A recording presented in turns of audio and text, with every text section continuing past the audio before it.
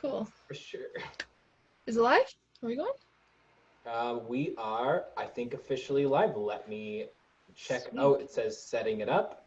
It's probably already live. Here we go. Probably. Yep, it's on my screen. And thank goodness I don't have anything incriminating on there. Okay. Looks like we are officially live.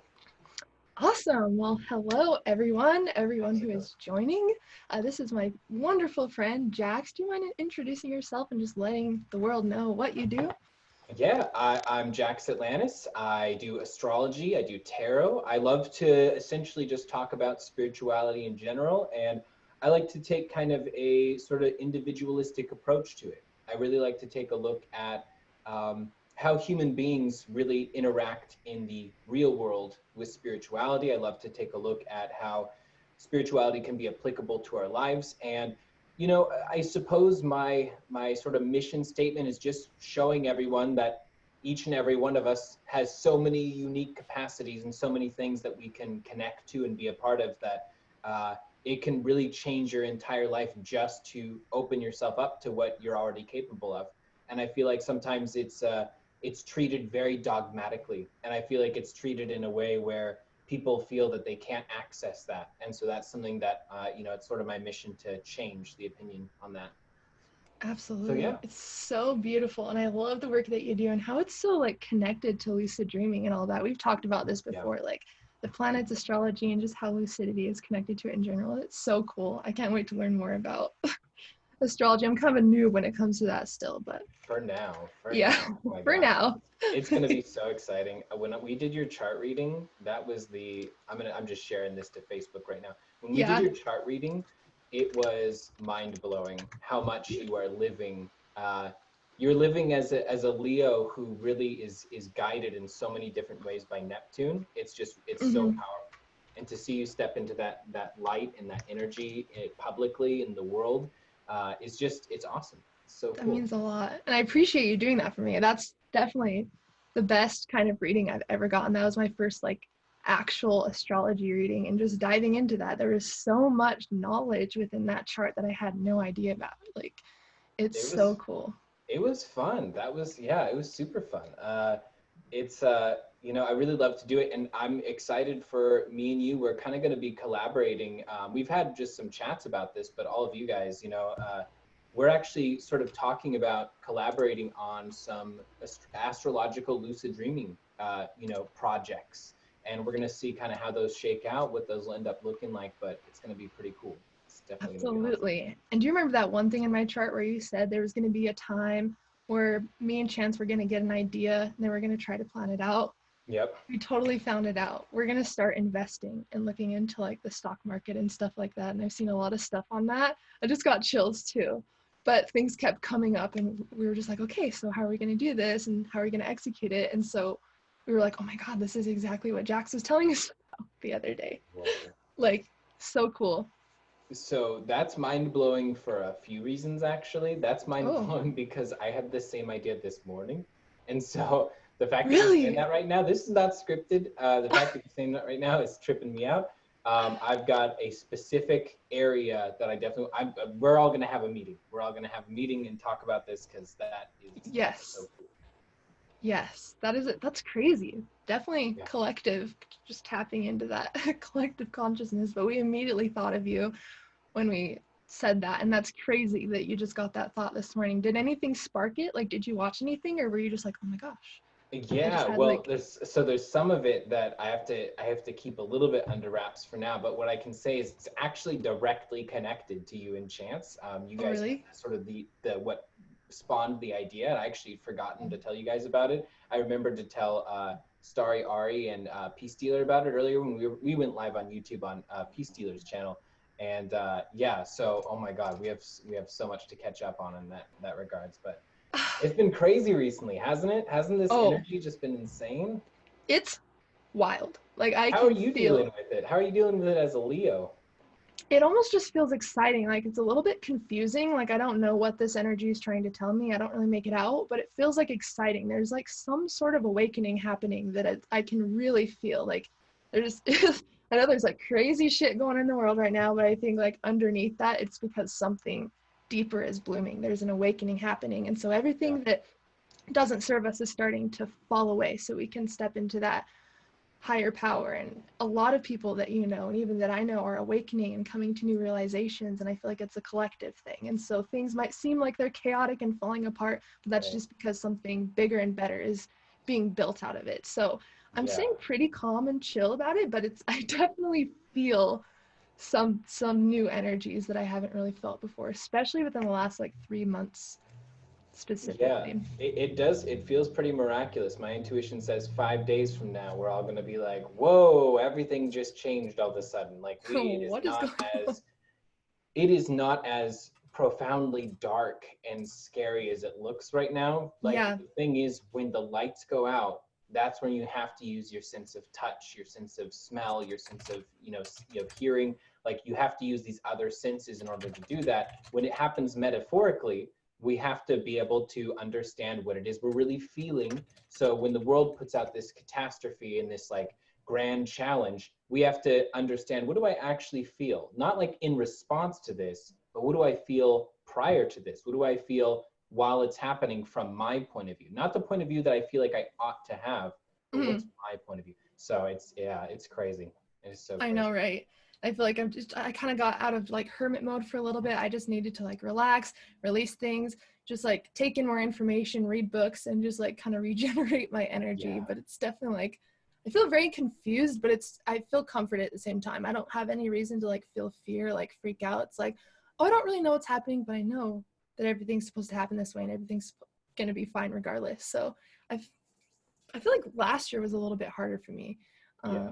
than right now, even though it was kind of less chaotic as far as like worldly things going on. Like Yeah. that was a really chaotic period for me. But this one, I'm just kind of like just flowing with it, Yeah, just no, flowing with last it.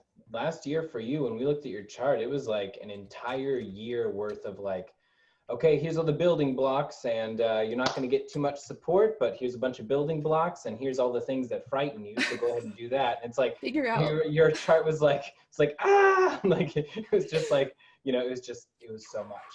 just everywhere. Yeah, Yeah, yeah. And it's this year has just been like increasing, building. And so recently you had this huge breakthrough on YouTube, right?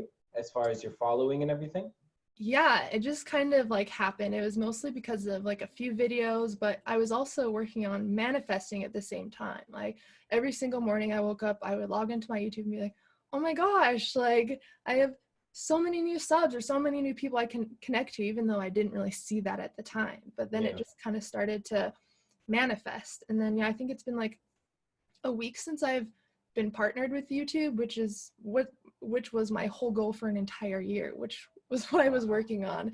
And so now I'm like, okay, we're all hitting our goals, even though it feels like slow for some of us. We're all progressing every single day. I can see it with everyone around us. Like everything is starting to happen, but we don't say how we're going to get to our goal. Like we kind of have to follow the path the universe wants us to take.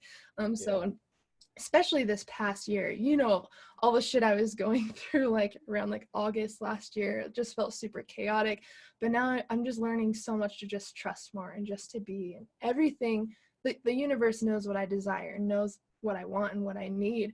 And so I'm just letting that flow and letting it just kind of take its course. And even if there's a challenge, it's not like I used to just be in so much fear, and even Yeah. though we can't see things, like we only see 1% of our experience. So me staying in Right. a constant state of fear is creating more fear in the next experience I'm going to have.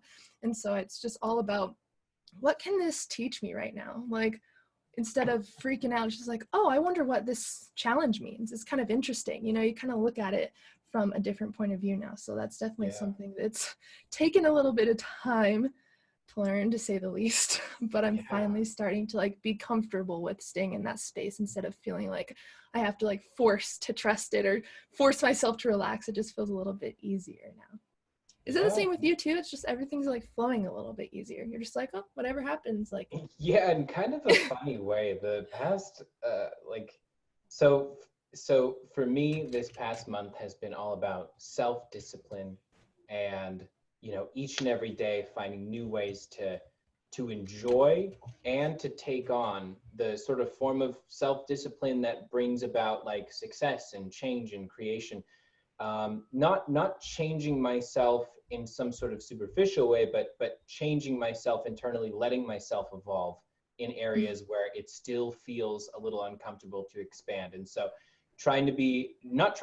being vulnerable in a ton of ways that feel like sometimes it's like impossible has been awesome. It's been good. And it feels like immediacy of rewards for each and every one of these, like, you know, big steps that are moving forward. But what I feel most of all is that my message is clear in a lot of different ways. I feel that there's so many topics that I've been excited to talk about, and I've actually been waiting for someone to bring it up or for some polarizing example out there in the collective.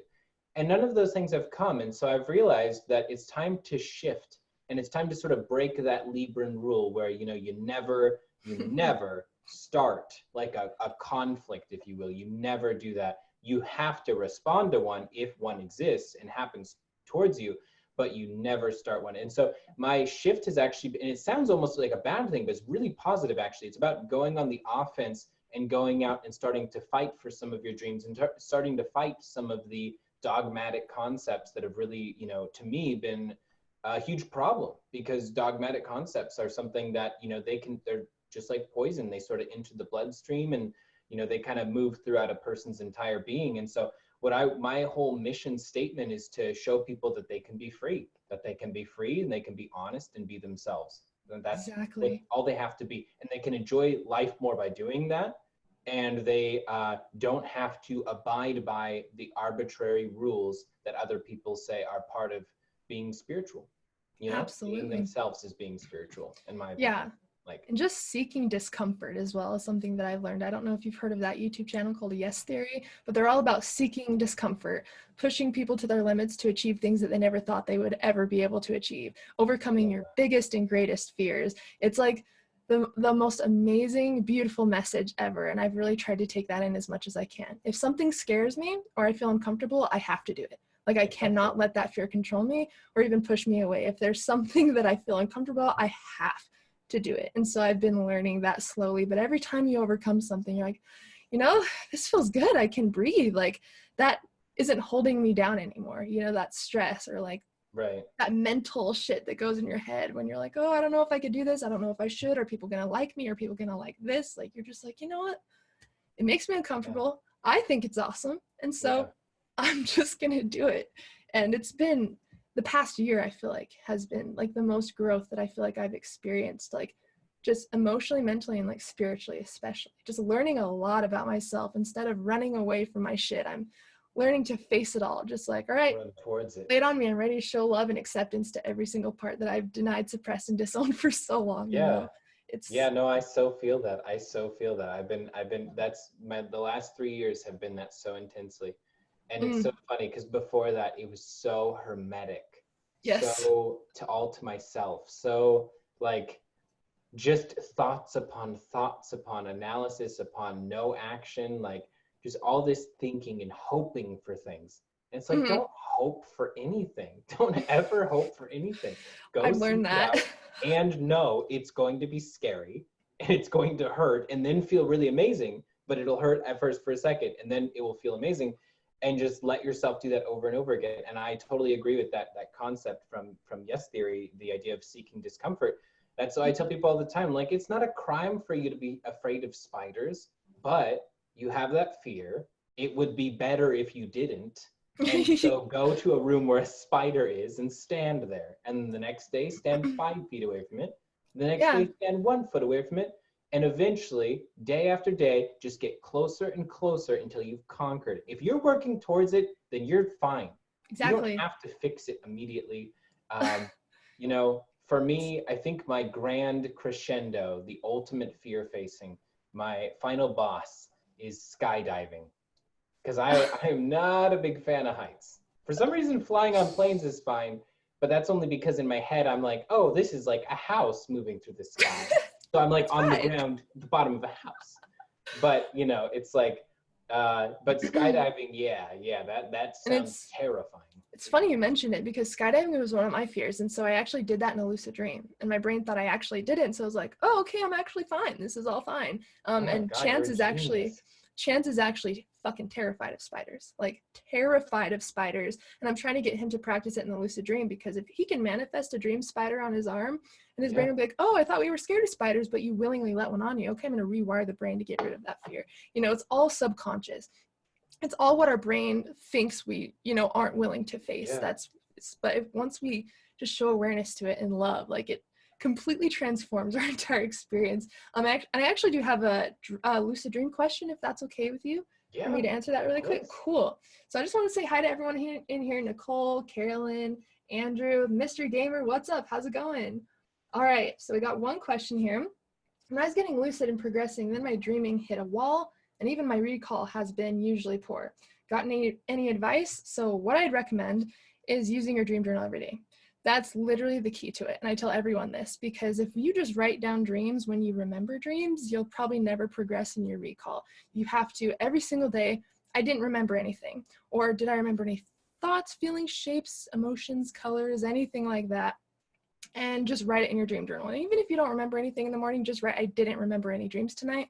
That's going to show your brain it's a priority to remember your dreams. And then the next couple nights, you're going to remember more and more and more dreams. And so I do have a video on that, Nicole, that I definitely recommend checking out. I think it's just called How to Remember Your Dreams Every Single Night.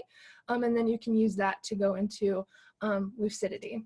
But that kind of leads into what we were talking about. So what's one thing, Jax, that you would want to explore in your dreams to kind of dissolve that fear? Would it be skydiving, as far as like your biggest fear to get rid of? Yeah. I'm gonna have to. In my dream, I guess I'm gonna invent the giant mountain, you know, because I like mountains, and so I'll make like a super tall mountain that goes up into space, and then I'll just feel myself fly, you know, falling off it.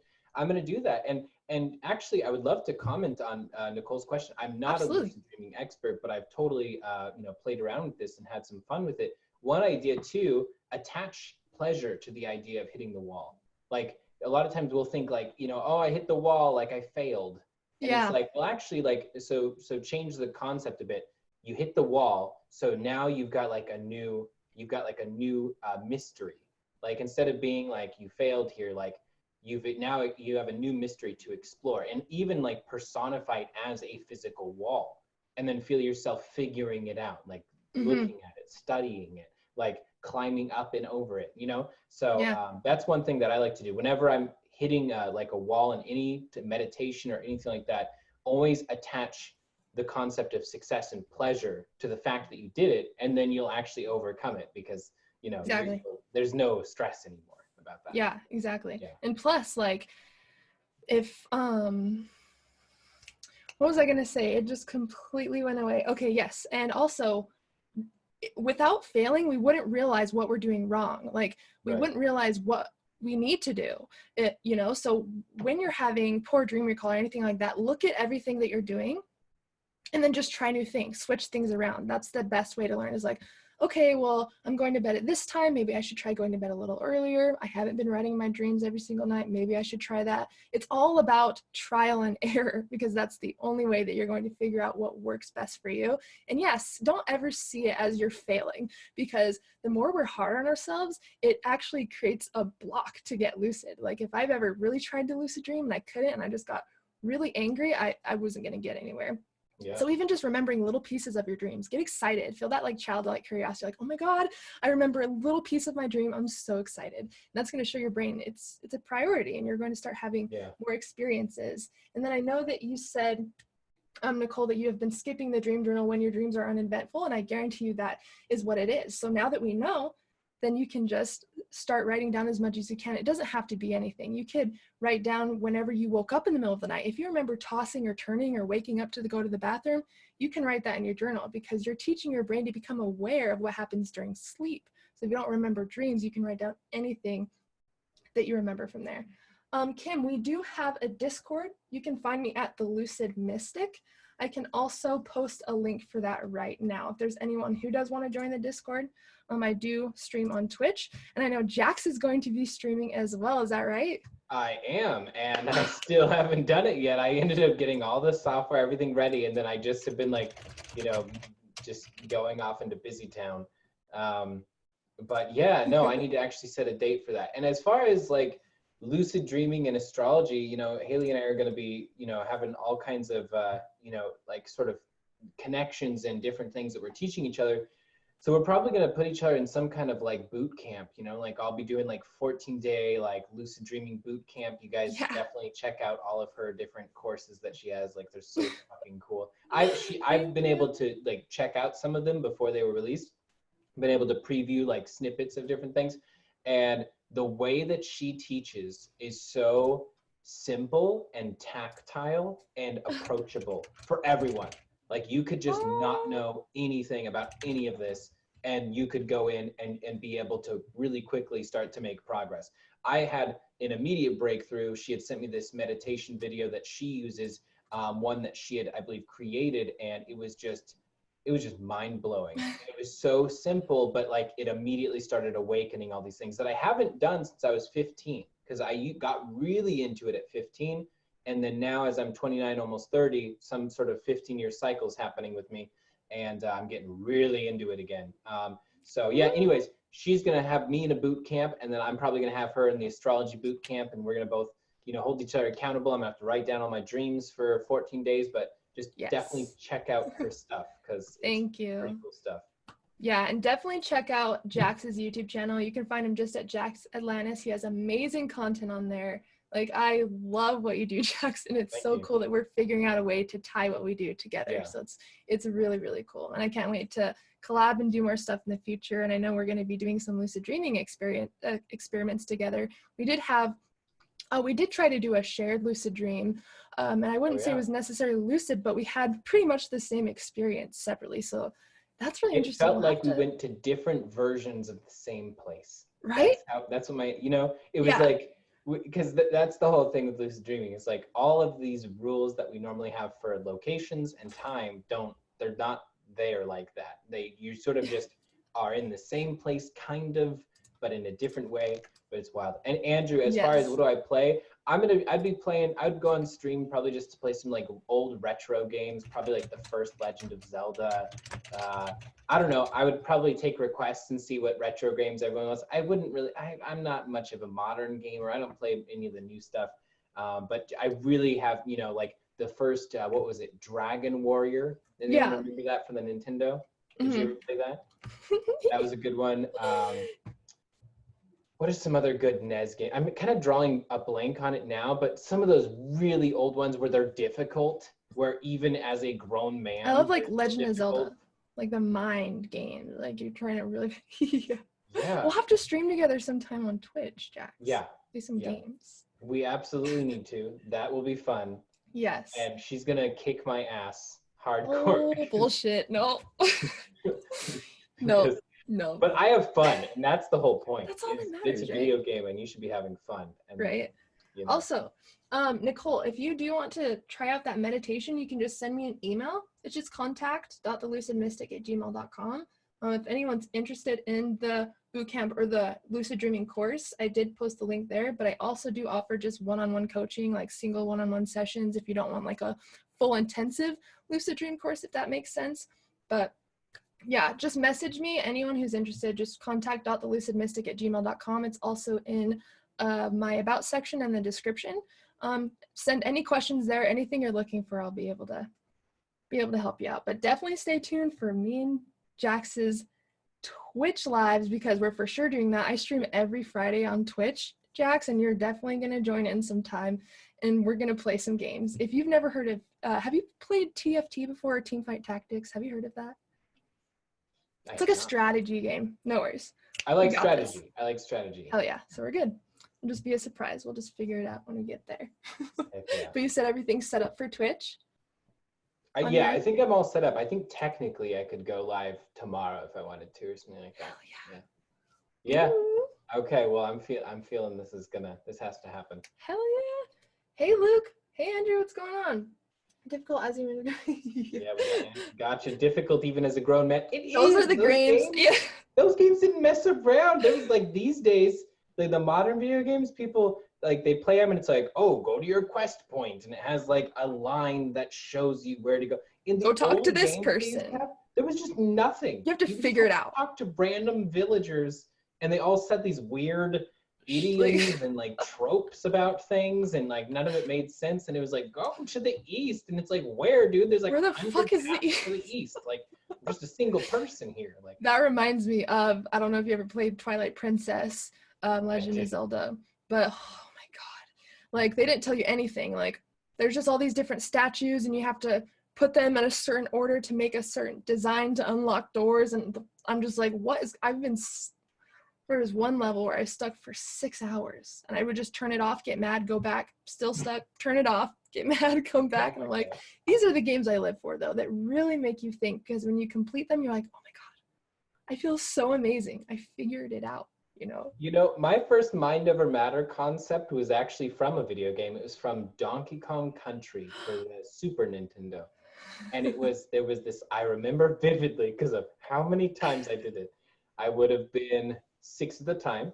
Mm-hmm. And there's this one level where you're on a mine cart. It's near the end of the game. You're on a mine cart and you have to hop, like, you know, you're Donkey Kong in the mine cart, and you have to hop over these obstacles and under these things. And it was moving so fast and I failed hundreds of times. Like, I was a little boy, and I just had the anger of like someone who had been through it all, and like I was just so angry. And then I changed my mindset, and I was like, you know what I'm gonna do? I'm gonna say, I know I can do it, over and over again. And so I was like, I know I can do it. I know I can do it. And I actually got farther than ever after doing that. And then I finally beat the level. But it had literally been 2 weeks of negativity before that, where I was just angry. I was ripping this plastic controller with my little 6-year-old hands, and I was just like, just throw something. I was so mad. My mom would look at me with like concern. She was like, are you okay? And I was like, I just can't beat this level. Like, you know, so yeah, positivity. I still get like that sometimes. If I'm playing a game and it's just not working out, I still get a little mad. But yeah, I told my mind I could do it, and then it was capable of it. And all the time when I catch myself now being like, oh, I'm not really good at math, I'm like, hey, I probably should start saying I am good at math, because my brain will start to rewire. And you know what I do? If there's something I'm not good at, or something I feel like I just completely fucking suck at, like say math, for example, instead of saying like I'm bad at math, I say like I'm still learning math. Like I'm still learning. I'm in the process of learning. That way it's not negative, but I'm admitting that I'm not like, oh, I completely know exactly what I'm doing. It's like, so I'm doing that too, trying to switch around. And yeah, like I can't believe how, especially my teenagers, how bad I talked about myself and like everything I did. And you can now see the effect of it. You're like, everything that was happening because of like the state of mind I was in. So as soon as you switch that around, it's fucking crazy what you can do in any aspect. Yeah, no, it makes all the difference. It does. It's really, you know, and I like that. I love, as a Libra, I love when words are painted in a really nice way. I'm like, yeah, I like that. I'm still learning. I'm in exactly, right? I heard that. I was like, oof, all right. That feels good. Yeah. I'm in the process of skydiving. Exactly. At this time. Processing the emotions of skydiving. Yeah, me and skydiving are in a tentative relationship. And one of these days we're going to commit to each other. We're working on it. Yep, exactly. But I feel like if you practice that in the lucid dream, it actually might make you want to do it more, because it will, like the lucid dream, like it heightens all of your senses. It might be like a super spacey or beautiful sky that you've never seen in waking life, and it could just be a totally magical experience. You're like, wow, the euphoria I felt in that lucid dream from skydiving, I have to do it now. And since your brain already experienced what it's like to skydive technically, those emotions and that euphoria might get replayed in the actual experience. So definitely, we're going skydiving, Jax, because that's a fear I've been wanting to overcome. We're doing that together. We're seeking discomfort together. I'm so in. And you know, if ever skydiving became illegal, then I'd probably want to do it a lot. That's probably erase my fear because of my desire to rebel against that rule. Right, I know. So maybe in the lucid dream, I'll create a dictator who says there's no skydiving. And like, you know, that way I have something give to rebel you the want. The dream. Yeah, so I'm like, oh yeah, and then like, you know, watch this. Like, yeah, exactly. You won't tell me what to do. I love that. That'd be good. What do you, so as far as lucid dreaming, as far as teaching people about it and all the other subjects that you teach that are connected to it, what's your grand vision? What do you, like so as you expand, you're going to expand more and more. In a few months from now, maybe it'll be, you know, 100,000 people that are into everything that you're doing. What do you envision in the way it changes the world? I want people to have their power back. I want people to create a life of lucidity knowing that there's no circumstance that they're stuck with. We don't have to be stuck with physical pain. We don't have to be stuck with no self-confidence. We don't have to be stuck with physical issues or emotional issues or any of this baggage that we gain throughout our entire life. It's all about unlearning all of that and learning that we have the power. And so really my goal is to just help empower other people knowing that they can make their life whatever they want it to be just through the power of their mind. They can completely transform their entire life, how they feel, how they think, how they live. We can manifest through the lucid dream. We can heal ourselves. Like we can work through problems, talk to our subconscious. There's no other practice that I found anyways that gives us the ability to do all of these things simultaneously, especially while we're sleeping. And a lot of people just are depressed or they feel like they have no purpose in life. They need adventure. I mean, I had one client that was in a wheelchair and they weren't able to walk and they were so depressed about it. But after they learned lucid dreaming, they were able to fly, run, walk, and it's like, it changes your entire life. If there's something you're not capable of in the physical realm, it's unlimited. It's like limitless in the lucid dream. And so it gives you that freedom to live whatever life that you want to, but also that trickles into our waking life. You know, as you know, I've talked to you about this before, as I healed my stomach of incurable stomach issues, and it literally took over my entire life. I was on 8 medications. I couldn't like work. I every single day I was just screaming and crying in the worst pain. I couldn't even explain it. I was in the ER like 4 to 5 times a week, and I completely gave up on life. I didn't care what happened to me. I was like, okay, no one cares about me. I'm spending like thousands of dollars to talk to these doctors and no one cares. And I know there's other people that feel that way. And I never thought in a million years that I would be able to use the placebo effect in the lucid dream to get rid of the physical pain. Maybe the condition is still there, but it hasn't bothered me. I haven't felt any pain, and I've been able to take my life back. And so I really just want to show everyone that the world is limitless. You are limitless. Anything that you want to create, you can create. And so it's all about creating that freedom, because we all deserve to live the life that we want to live. And lucid dreaming has given me that freedom personally. And I want to just help others, just lift others up and help awaken their consciousness to their true power. Yeah. That's kind of like a long worded answer, but that's like the best way that I could put it. Yeah. So it's really beautiful. And to take the placebo effect, you know, a concept, and to be able to use it as a tool consistently to help your physics. That's incredible. That's an awesome goal. And and it really shows, like, to the degree, like, how many hidden abilities human beings really have. Exactly. The Wim Hof, the Iceman, is showing us all kinds of incredible things. Yeah. I won't even go into him, because, like, just look up Wim Hof. They had him on Yes Theory. Mm-hmm. This guy is incredible. Oh, and I think I actually saw their video with him. Yeah, actually, I think I did see that. And it's the things you can do with your mind. It's so much placebo effect. Almost sounds like it's something that we like look down upon. Like, oh, it was just a placebo. It's just, and like, anyone who says, like, someone fixed their pain out of nothing but thinking that was the case, which means us thinking that's the case is a power that we have right now. And and anyone that says just the placebo effect does not understand how powerful the placebo effect is. Yeah. It can completely change our lives. And Luke, yes, lucid dreaming can absolutely help depression. I used to be so depressed. I used to have the worst anxiety, panic attacks. Like, you wouldn't even recognize me like 6 years ago. It has completely transformed my entire life. So I would absolutely recommend lucid dreaming for everyone, because not only can you talk to your subconscious and work through issues and ask why you have these issues, but you can completely rewire your brain while you're sleeping. Like, this is insane. Like, I never get sick of talking about this at all. Holy cow, Haylee, I've been having this physical pain limitation, and I was planning on having my spirit guides take me on a spiritual surgery procedure tonight. Yeah, and just that intention and expectation to receive that healing is going to do so much for you. And that's why it works in the lucid dream, Andrew, is because you're expecting and intending to receive that. And in the lucid dream, your brain thinks it's actually happening. Your brain doesn't think you're lucid dreaming. It thinks you're awake. So when you heal yourself or overcome a fear, it's like, oh my God, I actually did it. I'm better. And so it rewires the brain to match what you experience in the lucid dream. So yeah, literally everyone in here definitely try lucid dreaming. It will help you in some form. Like, it's crazy. And I can't wait to dive into this with you more, Jackson, just see what information we can get from like the astral realms and like our own subconscious, and just bring it into existence. We have so much inner knowledge, but it's up to us to explore that and to express it in the 3D reality.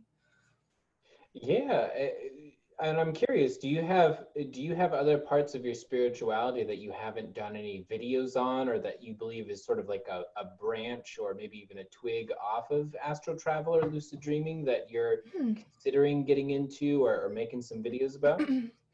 Well, there are some like controversial topics, like as far as like connecting to like spirits or other entities.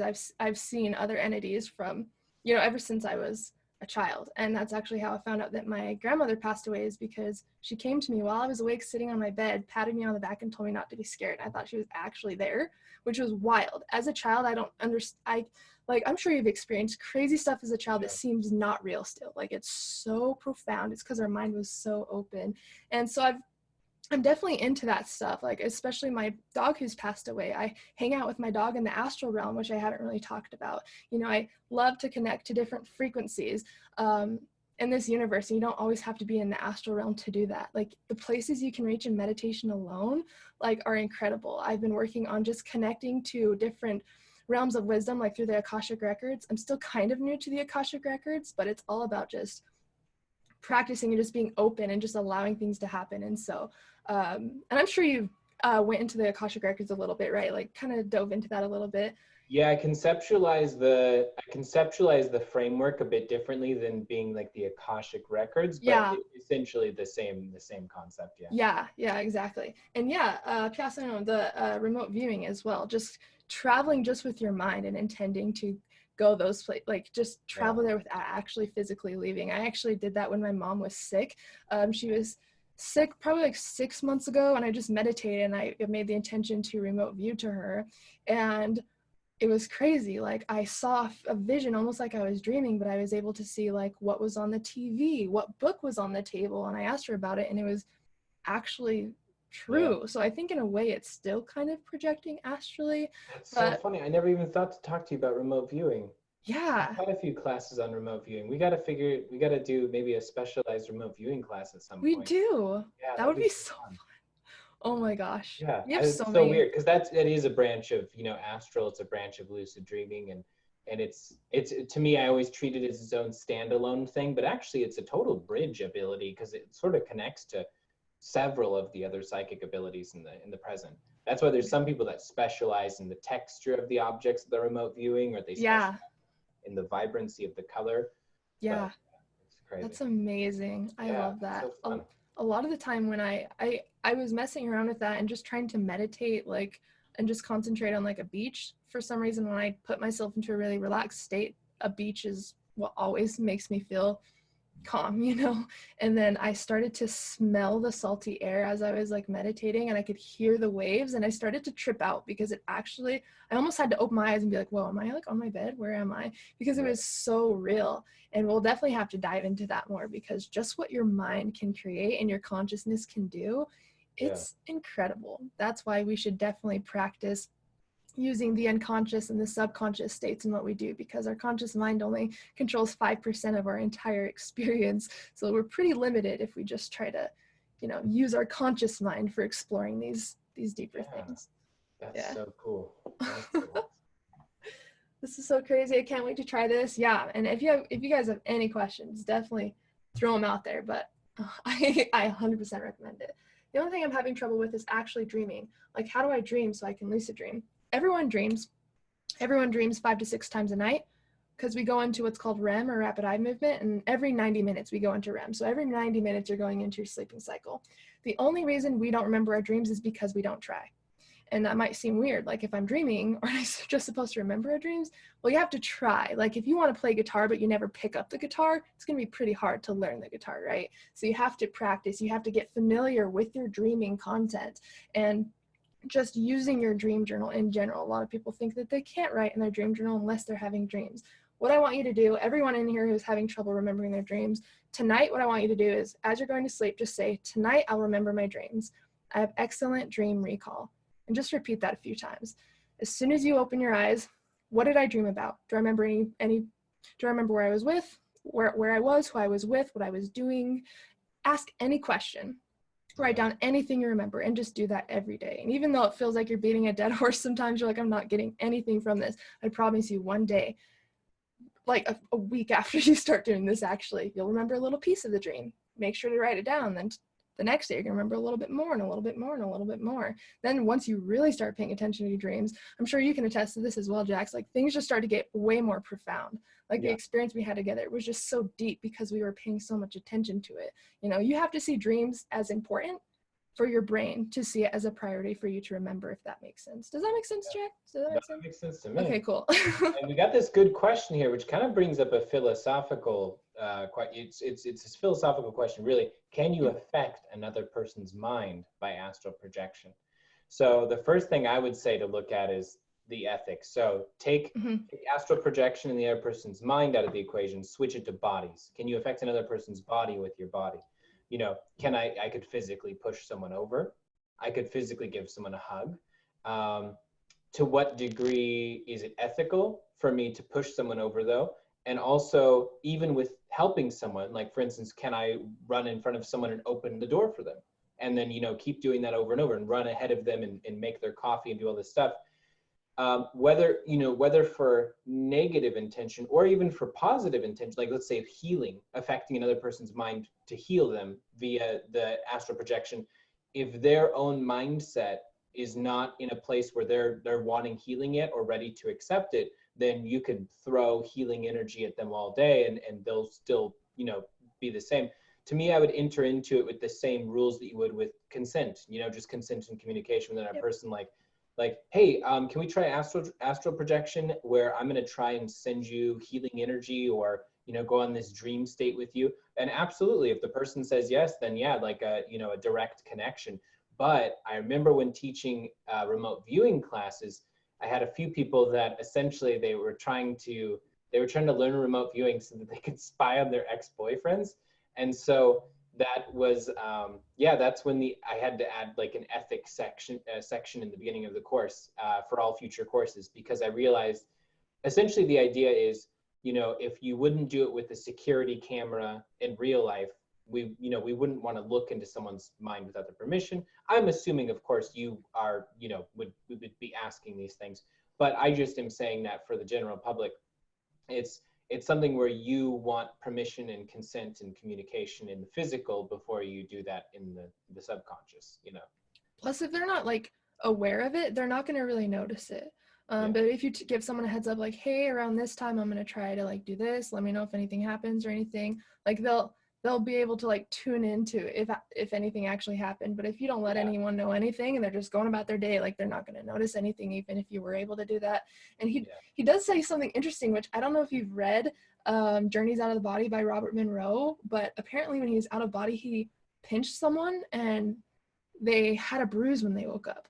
Like, I can't explain that part. Yeah, that's I was interesting. like, That's to that me book's the hidden goalpost in all this.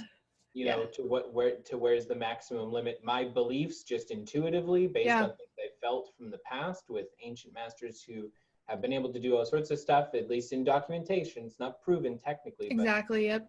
Documentation. I believe that we can do all kinds of stuff. I think we can do things in the realm of telekinesis, and potentially up to, but not limited to, telekinesis and sound telekinesis. So yeah, I agree. I believe you can pinch someone and do that. And essentially, it probably just comes down to being more and more and more one with the state, being in that state. Plus, Robert comfortable you're in it. Robert Monroe got to the point where as soon as he could lay down, he'd go into the vibrations and have an out-of-body experience. So it's like that really tenured like practice as well. I believe there's like no limits to anything in the world. Like I have such an open mind to believe anything is possible. We just haven't discovered it yet, which keeps things really interesting. I'm curious about this. I've never thought to ask this question. Is it possible to do too much lucid dreaming? Like, is there a way that you could, not in some sort of sense where you'd overdose, but like, you know? Yeah. For escapism. I was going to say, there's a couple interesting things. So lucid dreaming is really easy to get hooked on because it's such an intense experience. But one thing that Charlie Morley also says is that if you're not meant to go into the lucid dream, you will not be able to get lucid. It doesn't happen as frequent as everyone thinks. Yeah, you can have a couple lucid dreams a night, but if you're lucid dreaming too much or the time's not right or anything like that. Like it's going to be hard to consistently lucid dream. So it's almost like you can lucid dream when your subconscious lets you in. I kind of see it like when the time is right. And I even got really hooked on, I'm still kind of hooked on lucid dreaming, but as soon as I was like starting years and years and years ago, I was lucid dreaming, well, attempting to lucid dream multiple times a night, spending tons of time meditating. And though it did take over a lot of my time, I was spending time learning about my dreams, meditating instead of being anxious or depressed. So I feel like it leads to positive things anyways, because you got to kind of take care of yourself and your mind and really look at what you're doing in your life, because you have to be at a certain frequency. You can't be really talking bad about yourself, like doing all these like harmful acts to yourself, or even just mentally. Like you really have to be in a positive space for your mind to let you in, if that makes sense. So I don't know if there's like such thing as too much lucid dreaming, but it definitely is easy to get hooked on it. But I feel like if you're not meant to go into your subconscious, your mind won't let you in. It's like when we try to ask a deep question in the subconscious mind in the lucid dream, a lot of the times you'll just see a closed locked door. Like it knows where your limits are and when you're not ready for something. So I kind of think we'll experience whatever we're ready for, but yeah. Now, on this live right now, if we were to have a poor internet connection or a hardware failure on one of our computers, the quality of the video would be directly affected. In lucid dreaming, does it work the same way with like your level of connection to your physical body through fitness or water intake? Like, does the quality of the dream get affected by the internet connection of like how your intake or whatever? Yeah, there are a few things. So depending on your mental state, also what you're eating. If you're eating a lot of junk food, it's going to be really hard to have a lucid dream. And if you do, it's going to be really, really hazy. So it's all, and if your sleeping cycle, for example, is messed up, it's really hard to have a lucid dream. So as you can tell, it kind of leads you in the direction of like taking care of yourself. Go to bed at a certain time, get enough sleep, eat healthy, like drink enough water, like meditate. Like it encourages healthy habits. So if things are a little bit off, your dreams will be a little bit hazy. And that's why a lot of people also don't remember their dreams, because what are their daily habits that they're doing? There's certain foods that increase dream recall. So there's also foods that make it hard to remember your dreams at all, or even just habits in general. So definitely how you're taking care of yourself really does matter. And I actually have a video called 7 Tips for Insomnia, and you can use those 7 tips for your lucid dreaming practice. It's all about what time you're going to bed, how you're taking care of yourself, what you're eating, like really your well-being physically really does have an impact on your mind, and that will be played out in your dreams as well. And if you're kind of in like a negative place or not as good of a place as you want to be, your dreams will also show you that as well. It might be kind of dark or hazy, or you might see things that scare you, and it's just because all that shit is coming up and your brain's trying to get you to look at it and get rid of it and kind of transform it into something a little bit better. So definitely look at your dreams, like depending on what the content of your dreams is or how clear it is, like that will kind of determine like how you are physically or how you are mentally. So they really, our dreams are our subconscious mind, and our subconscious mind runs our entire life. So you can even go in a lucid dream and ask, hey, is there anything that I need to work on? How's my health? I've asked my dream how my health is, and it's crazy. Your subconscious knows everything about you. So definitely just go to your dreams and your subconscious mind for advice or just information on what you need to be doing differently, and it will really tell you a lot. Yeah, that's awesome. Never been here. I just searched chat and put live in the filter. Oh, wow. Well, what are the chances that you show up here? Welcome, Kenneth. Okay, here's one. I had a multi-layered dream where I have a dream, then wake up into another dream, then finally wake up into reality. What's the deal with that? So that's called a false awakening. Have you ever had one of those, Jax, where you dream of waking up but you're actually still asleep? Yeah, there's only one time I can remember, but it was a ridiculous amount of times. It was a ridiculous amount of You're like a loop, right?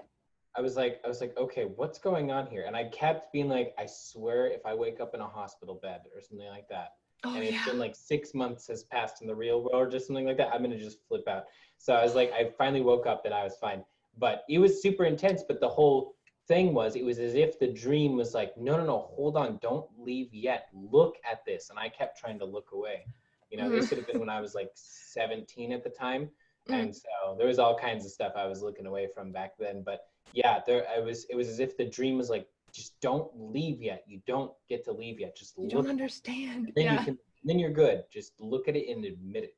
Yeah. Because that's the thing. My spiritual journey has always been a very, it's always been a very forceful one, and not in a bad way, just forceful in the sense that it's I get always it. like, no, you can either remember, you can look at the truth, and then you'll always know that that's the truth, and you can try and look away, you can try and deny things, you can try and avoid this or ignore it, but you're always going to know. And I can't, I have to admit it the moment that I've looked at it, because I can't go back now that I've seen something, you know. Because And you so know that's, what it is you need to look at and pay attention to. yeah. So absolutely. And also another thing I wanted to say on that is just becoming more mindful and aware of your environment, which we should probably do anyways. A lot of us kind of live on autopilot. When it comes to your question about like realizing you're dreaming, the reason why we all don't realize we're dreaming is because we always assume we're awake. And so we carry that habit over into the dream. So if you ever have those kind of repeating dreams, kind of like we were talking about, get in the habit of checking your reality as soon as you wake up. As soon as you wake up, look at your hand, count your hand, make sure you have 5 fingers, look away and look back again. Because that way, every time you wake up in your dream, you're automatically going to go check if you're awake. So that's just another thing I wanted to add on to that. But I definitely agree. You're describing the shadow. Yeah. Yep. Basically. Basically, yeah. Yep. Everything we deny, suppress, disown. Once we know we got to do the work, you can't just run away from it. Yep. If you do, it's just going to appear in your dreams, and this is why people have nightmares. Like, Yeah. a lot of people think the nightmares are trying to scare us, but fear creates awareness. We're a lot more aware when we're scared. And so the dream's trying to symbolically tell you, like, pay attention to what's going on. Yeah, because in a lot of ways, the funny thing is with this new age spiritual movement, there's so many people that they look at, you know, they even glimpse towards the shadow and they start trying to throw all kinds of positivity on it. The Spiritual reality is bypassing. objectivity is far superior to positivity and ends up being more positive when you just like let yourself look at the truth. When you let yourself finally look at it, like when you avoid it, you still have that tension on the bowstring. So you're still waiting to get hit with an arrow. But the moment you take the tension out and say, no, I'm taking the arrow and I'm just going to look at it, and it might hurt, it might not, then you're free from that. And then you realize it's actually not as bad as you thought it was going to be. It's all just awareness. Yeah. Just becoming aware of the issue. You don't have to do any like super deep work, just facing things that you have been scared to just look at. Especially in like the dream realm. If you ever see a nightmare, what is the nightmare? It's a part of you. It's an aspect of you. And it's obviously symbolically something that you've been running away from. So how much love and acceptance can you show that one part of your dream? Like, can you just go up to the nightmare and just hug it and say, I love you and I accept you? If anyone has had nightmares like that, I would definitely recommend doing that, because one time when I had it's like a nightmare, I don't know, it's like some shadow, something that was meant to scare me, obviously. And I just turned around and I realized I was dreaming, and I just asked, hey, what do you represent? And all of a sudden it just smiled and just gave me a hug and burst into a ball of light. So obviously I didn't even need to do any work. I just wanted me to be aware of it. Just to show it. Friendship. It cared, and it loved itself into a ball of light. It's like, boom. That's beautiful. That's such a Leo move. That's such a Leo thing to do. How easy is shared? What are you all about? What was that? Oh, just like what you were saying. Sorry. Seriously. How easy is a shared dream to pull off? Not incredibly easy, would you say, Jax? Or the person. I guess it does, yeah. Yeah, if you try lucid shared dream with like 10 people, 8 of the 10 people are probably going to say something like, "Oh, I'm not sure if I can do it," or "I'm not sure, should we do this? Should we do that?" And it just means that those 8 people just have more time before they just get comfortable with it. Because the thing is, a lot of people, they think of it like, I need to go to the store. Like there's an objective and there's the goalposts, like going to the store is the solution. Once they go there, they then get the groceries and they come back. With a lucid dream, it's much more like, am I going to let myself vibrate in the same place as this person? Are we both going to let ourselves do that with this other person in a state of vulnerability? Will we let ourselves? And if both people are kind of on board with that, I imagine it'd be the first time piece of cake. But I'd say like 8 out of 10 people, I mean, you probably have experienced so many of these cases, but for me, I've always drawn to share a dream with someone once in a great while. And I talk to hundreds of spiritual people all the time, but I only once in a while. And my assumption is if I tried to do a shared dream with people I'm not drawn to, it just wouldn't work for whatever. Yeah, absolutely. I feel like there's a difference between dream sharing and influencing someone's dreams. Because one thing I saw was Charlie Morley's wife, when he was traveling, she tried to get him to dream of an elephant, and he dreamed of a woolly mammoth. So sometimes, like, you can influence things in some ways, but yeah, I feel like dream sharing and influencing are two. Oh, you're Leo too? Awesome. Leos always love when they meet other Leos. Well, Kenneth, Haylee is a lucid dreaming expert extraordinaire. She teaches all kinds of classes on how to become a lucid dreaming expert. And that whole journey, Haylee, you can take it away. Yeah. Sorry, I missed that. Yeah, so my channel is based around lucid dreaming and out-of-body experiences. My goal is to help people reach altered states of consciousness to transform and heal their lives. This can be done in so many different ways, but I just want to provide the tools to other people to explore their own mind. And the easiest way is to explore our subconscious mind through lucid dreaming and out-of-body experiences, at least how I see it. There's also just loads of stuff about spirituality or awakening or just growth in general. But what I like to keep things based around on is lucid dreaming and out-of-body experiences, because there's so much that you can do through those states.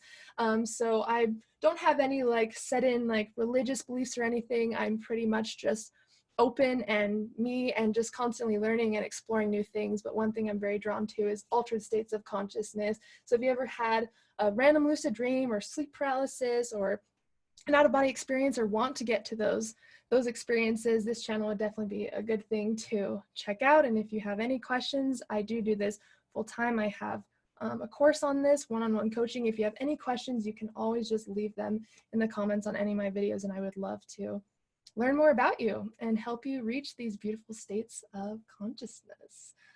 I heard a story of someone that apparently got stuck in a lucid dream. It's not stuck, they're not stuck, but time can get altered. You could feel like you're in a lucid dream for hours when it's only been like 30 minutes or less. So it's just that altered state. Time doesn't really exist, right? We created that in the 3D realm. So outside of the 3D realm, we're not going to experience time in the same way that we have it in this structured 3D reality, if that makes sense. God, when I was 20, I used to write short stories. I'm gonna get back into doing that again. Back when I was like trying to get my poetry published, and I was in all these like zines, you know, like there was a huge burst of zines around 2000. I almost said 2010 in the 2010s, 2008 to 2010-ish time. So I was doing all these, and there was one story that I got published in this magazine called Bending Spoons, and I think the magazine is shut down since then, like many zines have. Yeah. Wait, did you know that magazine? That like sparked something in my mind. I think I know what you're talking about. That was such an underground zine. If you know Bending Spoons, I'm gonna die. That would be so funny if you did. But yeah, there was this story I wrote called The Surrealist, and it was essentially from the point of view of being in a lucid dream. And it was like this guy, essentially he had this brain dysfunction where unlike the 15 minutes a day being in that REM cycle or whatever, he was like that for the 23 hours and 45 minutes of the day. And then his 15 minutes a day would be waking. And so it was a story about his life and the bizarre, you know, insanity of it all. That's awesome. That's like so cool. Please do. Yeah. I would love to hear about that. But yeah, it's crazy. Lucid dreaming is a very interesting thing, and I think it really opens you up to all the other things. I mean, animal totems. There is no spoon. Exactly, Bill. There's never been spoons. Do we even need spoons? No. You know, I don't think so. I eat soup with my hands. You know. Exactly. We were doing this in the Stone Age. We're gonna bring it back. It's fine. That's how you get good at immune system, right there. Right. If you're eating everything with your hands and licking your hands and stuff. Yeah, that's your immune system. Flawless. Like it's gonna be steel, dude. That's what I do. I go around laying in the dirt, never using hand sanitizer ever. Absolutely. I always do that too. And then I lick the bottom of my shoes before I come inside just to make sure they're clean before I just take it an extra. Next level. That's a level of commitment I was not prepared for. Oh my God. You're like, oh my God, wait, really? Please don't. Oh, is it possible to learn a new language in a lucid dream? If not, to learn it in real life? That's interesting. Yes, like skills are a lot easier to learn in the lucid dream, especially if you already kind of know a little bit of like Spanish or whatever you're trying to learn. Like you can definitely practice it in the lucid dream because you're immediately implementing it into your subconscious mind. Usually to create a habit or build a skill, we have to take what we learn from the conscious mind and implement the habit into our subconscious, but you're dreaming right in the subconscious mind. So anything that you do is going to be 7 to 9 times more powerful than in the waking state. I taught myself how to drive fully through lucid dream practice. I'm not even kidding. I didn't even have a car available to me. And literally almost all of my practicing with driving was through lucid dreams. So I would definitely recommend just playing around with, even playing guitar. Like there's been studies on this, that even sports science studies, I think I told you about this. There was like a UK sports science study where they would like run, lift weights, and do like squats in the lucid dream. And then after like 30 days of practicing, they increased in speed, accuracy, and muscle mass. Like that's insane. Huh, That's that's crazy. cool. It's, So if they had an audio book of language learning going in the background while specifically they were lucid dreaming, would that be it? Or would this be, they'd just be practicing what they learned in the conscious before moving into the subconscious?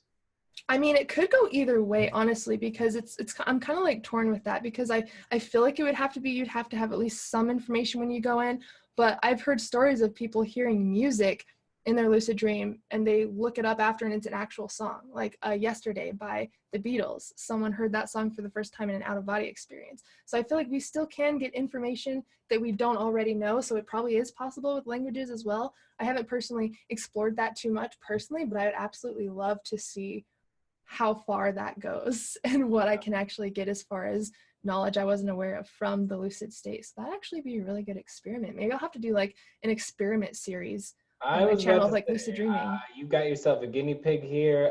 I'm so down to try all this. All This right, sounds, deal, locked in.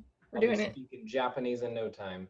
Yeah, I've always wanted to learn Japanese. It's such me a cool language. too. I don't know why I think it's so cool. Everyone's like, why are you trying to learn Japanese? I'm like, I don't know. It sounds so pretty to me. You know what I'm trying to learn? I want to learn Hindi. I love Hindi. Like it's so That language is beautiful. intense. It is. Which one? There's like 400 different Hindi variants, right? Aren't there like Oh, 400 versions of the there's language? a bit. Yeah, there's a bit. I'll have to figure out what I want to do and focus on one, but I definitely love to at least know a few different languages. That would That's so, be really cool. Yeah. yeah. I wash my clothes by mouth. Oh my God, mystery. Well, that's one way to do it. Oh my gosh. What are your thoughts about using astral projection for predictions? What do you think about that one? I think that you'd have a more intimate connection. I think you can connect to predictions in the conscious mind like very accessibly, and all people can. But I think once again that only comes from forming a positive relationship between the conscious and subconscious mind, where they're treated as equals. And so, as far as using an astral projection in order to get your prediction, I think that would just make it more full-bodied and robust. Maybe, for instance, like I have an intuitive feeling about stuff like all the time that ends up being predictively true. So like I'll be doing a chart reading and I'll be like, okay, on what was that last time, the time frame? It was like, on March 5th, that's when you'll have this sudden breakthrough. And then apparently you and Chance I had like, did. oh, what the idea is? It's investing. Yep, So it did like, happen. to me, that would be that. If I used astral projection when I was getting it, or when I was trying to get that prediction, I might be able to have an actual like a full-bodied vision, or be able to maybe see the exact thing of what it is. But normally I leave it up to whatever the subconscious pulls up. Maybe it'll be a vision one day, or just be claircognizant the next, or be clairaudient the next day. But astral projection, you could technically get like all of the things all at once. So that would be like a very intense way to get your predictions. But that's what Nostradamus did. Yeah. Nostradamus essentially just set up an astral projection situation, dark room, candlelit. Like I don't know for sure, but I mean the way he set up everything in his places when he was getting ready to predict things, that's all what I would want to do if I was setting up for lucid dreaming. So Absolutely. yeah. And I've read tons of stories about like predictions and stuff through lucid dreaming, like Robert Wagner's work and stuff. And so I absolutely know that it can happen through the out of body state as well. Most of the things that have like happened that I've like predicted in a sense haven't been like willingly. Like usually it's through lucid dreaming. I'll have a dream, I'll write it down, I'll come back 2 months later and be like, oh my God, that actually happened. that's pretty much my experience with that so far, but I definitely do believe Yeah. that The it's skeptics is possible. best. So yeah, that's a great question. How do you deal with skeptics? I don't deal with them at all. I immediately try and befriend them because Hmm. the thing is, skeptics are so there's been good and bad things that have happened with this giant explosion of spirituality. You know, in the past 10 years, like we, of course, mankind has always been on a spiritual quest. That's nothing new. But the Hmm. past 10 years have been a radical type of amalgam expansion of different spiritualities interbreeding with each other and cross pollinating that has never happened before because of the internet. So now you have people running around with uh, purist Eastern philosophies, but with these dashes of Western spirituality mixed in. So, anyways, the point of all that is with a skeptic, for instance, would ask like, "Oh, how could I believe in lucid dreaming? Like, how could you actually believe in that?" And you're like, "Well, I had this, and this experience." You'd talk about the stomach issues you had, and you'd go into that, and they'd be like, "I don't know if that's true," and you'd be like, "Okay, well, just if you're actually interested, then suspend your disbelief for a moment as if I'm proposing a new theory. And, Hmm. what's something that's vexing you? Oh, well, I don't know. I've like got, anxiety. I've got something. Okay, so you're an anxious person. So I'm going to make the claim that through lucid dreaming, you could probably help out with your anxiety. Here's the things that you would need to do to test it out. If you're willing to give it a try, then give it a try. If not, then hey, go off on your own way. But for me, I don't ever try and convince Convince. anything. To me, a skeptic is someone who's curious or they're closed-minded. They're either curious and open-minded or they're closed-minded. If they're curious, then I can just talk to them until we reach an understanding. If they're Hmm. closed-minded, then they never will, regardless of what I say. And so I just Yeah. any energy on it. And it's not that they may not necessarily believe it, it just may be also what they've been conditioned to believe or what they've experienced so far. And usually when it comes to lucid dreaming, it's been proven that in like 1975, that's when lucid dreaming was proven. Stephen LaBerge did tons of experiments on that. And so I can actually prove that lucid dreaming exists. It's just up to if you're going to take the time to learn the skill or not. That's up to you. If you've never had one, but you don't want to learn, then that's fine. But when it comes to out of body experiences, it's like there's not a lot of things that have like proven that it's existed. So I kind of have like a Buddhist view. Like within Buddhism, it's like don't believe what I say. Take your own experience and create your own reality out of that. And I kind of feel like that with out of body experiences as well. I'll tell you how to do it. I'll encourage you that you can do it because I know that anyone can, but it's up to you to take the initiative to learn the skill. But if they still just want to be kind of skeptical and aren't wanting to take too much information, then that's nothing really we can do. It's just that they're not ready, and it's kind of like an overload of new information that they haven't heard before. So I don't take it personally at all. I believe that I want to be supportive, and of course, I would never treat someone bad. I'm friends with everybody, even like people who have different political views. I don't see that as a thing to separate two humans from connecting to each other, you Yeah. know. And I've had many people that are like, "Oh my God, I didn't even believe that this existed. I've been watching your videos. I had my first experience. I'm crying because I'm so happy. Like I live for that, you know. And if I can help you feel comfortable enough to get to those experiences, then but the people will do it in their own time. People will know when they're ready to experience something, and then they'll dive into it themselves and start practicing. But yeah, it's just opening their mind to new possibilities. Totally, totally. Yeah, people ask me all the time, so you really believe in tarot cards? It's like, no, I believe in me. I don't believe that, these little pieces of cardboard have some sort of like magic power imbued Like, inside of them. I yeah. believe that all human beings have an extra layer of awareness that we can choose to tap into. And if we choose to, we could use tarot cards or astrology or lucid dreaming, and we could use those as a tool where our subconscious mind and our intuition together connect with the object, and then they sort of show us through the object. And tarot cards are not a bunch of random esoteric concepts. It's actually a psychological map that runs through numerology, and it's like, the beginning of things, how things progress, how things evolve, problems that come up, and finally the resolution and the way that life cycles back around. So it's a psychological map. And so I believe our subconscious picks the cards without being able to physically see them.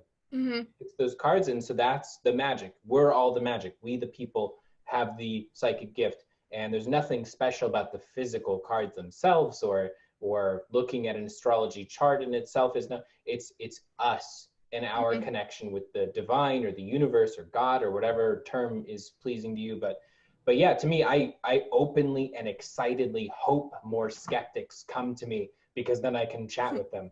and Yeah. show them that it's not all woo woo, it's not all random, fluffy, interesting, spiritual ideas or esoteric things, that there's actually a genuine practical application to this.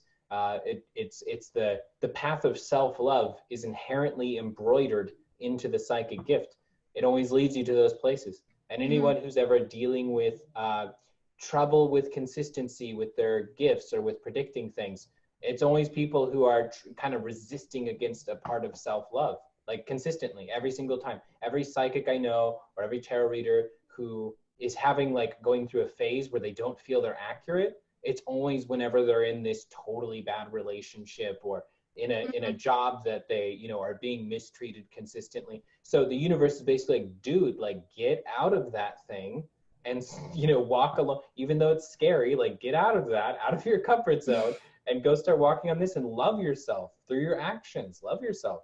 And if so, like, so it's beautiful, it's life-changing. Like, and me and Haylee come from such different directions, but the funny thing is, like, down the middle, as far as what we like believe or what the guiding forces are, in context to those beliefs, it's all the same. Like, I don't, we might not agree on everything, but every concept that guides it, like I've, felt a very similar energy. And I find that with spiritual people all the time. It's like, it's magical. So skeptics are useful because they provide a blank canvas where we can put all these colors on top and create something beautiful. And plus it's interesting how they developed their certain belief and how we developed ours, and it kind of starts a deep conversation, like, oh, I didn't look at it that way. And it's all about just healthy communication, with everything as far as like what you disagree on with someone else, or maybe that person's just never heard that idea before. I've heard of that lots of times. People have asked why I believe in out-of-body experiences or lucid dreaming. It's not that which is funny when they say that about lucid dreaming, because it's like been proven. I can see why they say that about out-of-body experiences, but when I start talking about like the quantum side of it, how our reality actually works on a deeper level, they're like, wow, that really sparked a really interesting thought. Thank you so much. I'm going to think about that for the rest of the day. It's like all about just sharing information and planting those seeds so they can create whatever they want out of it. It's turtles all the way down. What do you mean, Bill? I don't know, but I like it. I like it. Right? Turtles are awesome. I'm down with it. I like that. I like turtles meme. Oh yeah, turtles. That was like one of the best Dress up as a zombie I've ever heard ever. I know.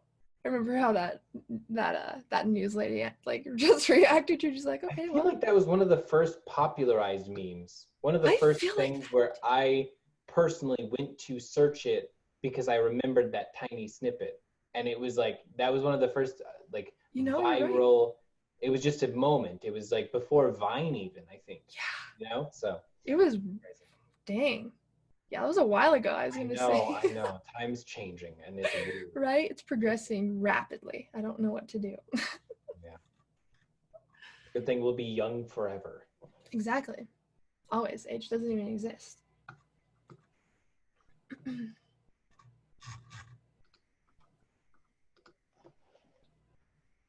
For things like talking to someone while astral projecting, do both people have to have an OBE in order for the conversation to be real? I believe that you can connect to someone else's energy field without their physical, like there's been a lot of times where I've astral projected, and even though Chance isn't into astral projection, I feel like I've connected to his energy and had a conversation. Like it's almost like their higher self. Don't you agree? Like how would you explain that? Like, I mean, it's like recently I've had a few different falling outs with a few people, and there's been this experience that I've had in this falling out time. I'm now in a place where it's very easy now to speak the truth about things and to kind of like let things go, or just lay things on the table and see what's going to happen. But the time leading up to that, I have felt what I firmly, energetically feel is a mutual understanding that we both know something's off here. Not even in the form of my energy communicating consciously to their energy, but a feeling that exists, a type of tension that happens without even seeing or speaking to each other. And in those places of tension, even feeling that my energy is in a way communicating with their energy communicating with mine, communicating with them, back and forth, back and forth. So I think that your question is, is there a specific mode in which you have to have this dialogue? To me, it's far more nebulous than that. One of you might feel very deeply conscious, and one of you might feel that you're in a total out-of-body experience. I don't believe that there is a system requirement for like, both of you have to be on software 10.7 of, astral, like, you know what I mean? Like, it's like, Yeah. it's so much more formless than that. And so you don't even have to worry about having those types of things, because there's a point at which synchronicity ends and, like sort of a more methodical type of conscious energy begins. And I think that oftentimes it happens between those two lines, not over on Absolutely. Absolutely. I totally agree. That was a really good answer. Thank you. Yeah. Can you contact people or family who have passed away when lucid dreaming? I absolutely believe so. Yeah. I definitely believe in visitations through the lucid dream and the out-of-body state, for sure. Because if we can travel to these places using just our energy, our consciousness, why can they not do that as well? Like I feel like there's two different kinds of like lucid dreams, for example, like a lucid dream where you manifest someone specifically and you hang out with them. That's your manifestation of that person. It's not actually them.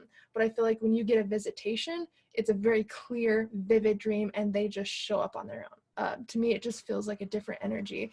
So I definitely believe that you can connect with people who have crossed over.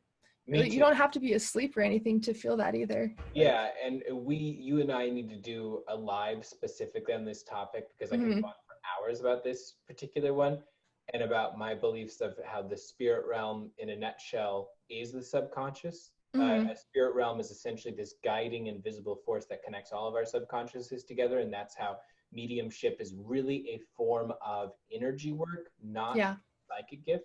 A lot of people are like, whoa, what are you talking about? Mediumship is a third eye psychic gift. It's an intellectual psychic gift. It's like, to me, I believe it's a more formless type of energy work, actually, where you're participating with your subconscious's connection to the great subconscious, i.e. the spirit realm.